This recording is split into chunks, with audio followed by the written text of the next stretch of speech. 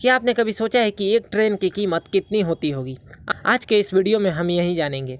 India में दो प्रकार की ट्रेनें चलती है, डीजल इंजन और इलेक्ट्रिक इंजन। आज हम इलेक्ट्रिक इंजन ट्रेनों के बारे में बात करेंगे।